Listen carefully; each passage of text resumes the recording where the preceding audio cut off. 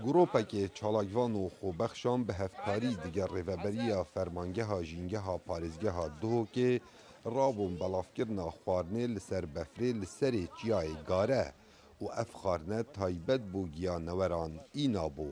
گوپیک هاد بون جنان و کسکاتی و گیزر مرم جه اوه چالاکی اوه کو گیانوران بهنه قرطال کرن جه برسادا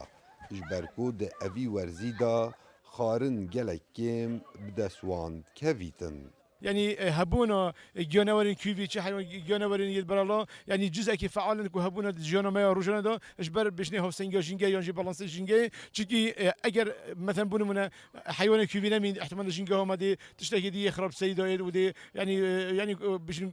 ويران كوريا يجيب سيد جينجا هما دا هبونا وانا ومانا وانا وتروشي توصل زحمه دا ام خورنا كي بدني يعني اركيما وك اركي مرواتي ام الزادي ان خارن بو طير وطوال وحيوانات جايت إنين هكو بفرتت چونكي بفر تيتا سرچاي وحيوانات او جانور چه مجالنين كو زادي بخو ببينيت فهم وك دستك هاريكاريه بود كين كو بشيتن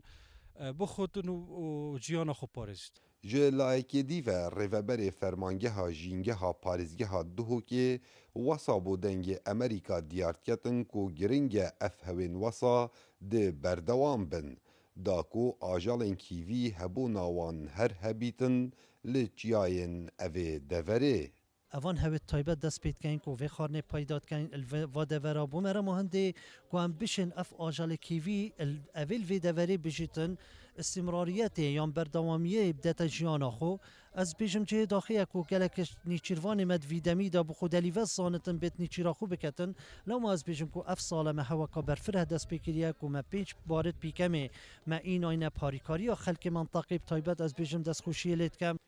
هر سال دیگل ورزی زستانه و بفربارین اف گروپا راد بیتن به بلافکرنا خارنه لسر بفره و بتایبت لسر چیای گاره